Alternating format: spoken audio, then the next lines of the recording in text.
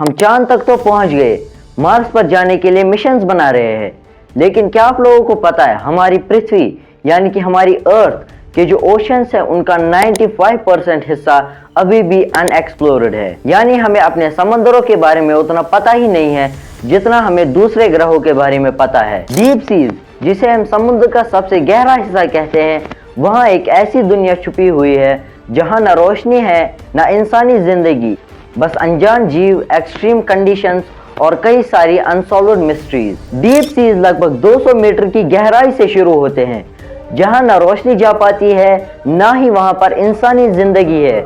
यहाँ पर टेम्परेचर 1 से 4 डिग्री तक होता है। प्रेशर इतना ज्यादा होता है कि इंसान तुरंत क्रश हो जाए। फिर भी यहाँ बहुत सारे जीव जिंदा है जो कि बिना सनलाइट और इतनी एक्सट्रीम कंडीशंस को भी सरवाइव कर पाते हैं, क्योंकि इन्होंने खुद को उसी तरीके से इवॉल्व किया होता है ताकि ये इन कंडीशंस को सरवाइव कर पाए।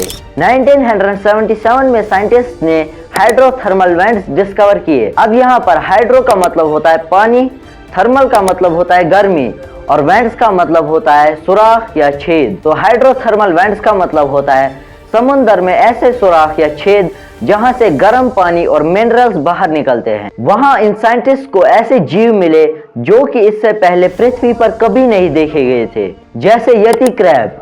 अब इस क्रैब को हम यति क्रैब क्यों कहते हैं?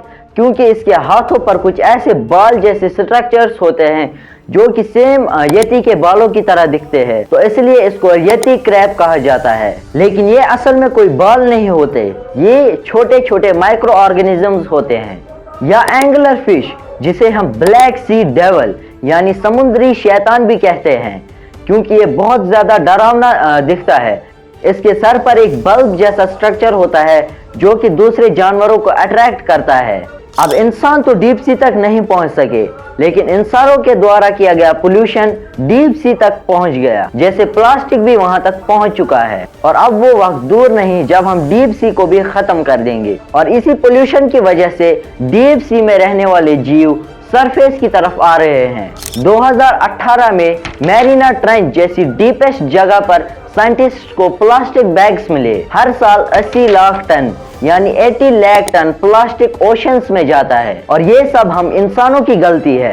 अब आप देखिए, डीप सी में रहने वाले जीव भी हमसे सुरक्षित नहीं, तो कोशिश कीजिए अपनी डेली लाइफ में प्लास्टिक को कम यूज करने की। और अगर हमने डीप सी जैसी अनमोल जगहों को प्रोटेक्ट नहीं किया तो हम वो सब कुछ खो देंगे जो हमें कभी मिला ही नहीं। आज के लिए बस इतना ही। अगर आपको आज की इस वीडियो का पार्ट 2 चाहिए तो कमेंट कीजिए पार्ट 2।